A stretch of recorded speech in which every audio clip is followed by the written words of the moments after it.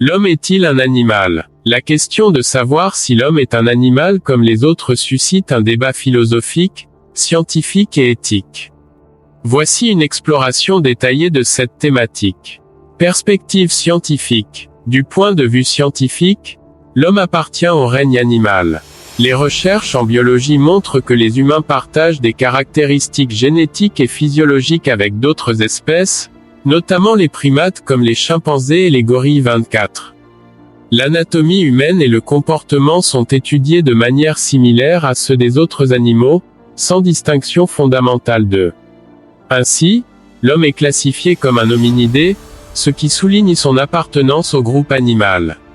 Philosophie et dualisme. Historiquement, des penseurs comme Descartes ont proposé une distinction entre l'homme et l'animal, affirmant que l'homme possède une âme tandis que l'animal n'est qu'une machine dépourvue de pensée 35.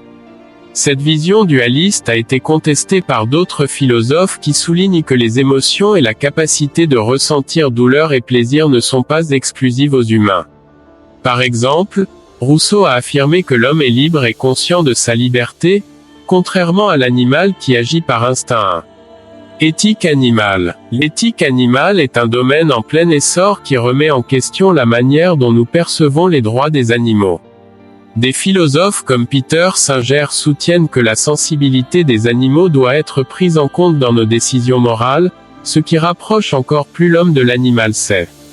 La reconnaissance légale des animaux comme êtres sensibles en France en 2015 témoigne d'une évolution vers une plus grande considération de leurs droits. Conclusion. En somme, bien que l'homme présente des caractéristiques uniques telles que la capacité de conceptualiser et d'utiliser des outils complexes 4, il reste biologiquement et éthiquement un animal parmi d'autres. La distinction entre l'homme et les autres animaux peut être davantage une question de perception culturelle que de réalité scientifique. La réflexion sur cette question continue d'évoluer avec les avancées dans divers domaines, notamment la biologie, la philosophie et l'éthique.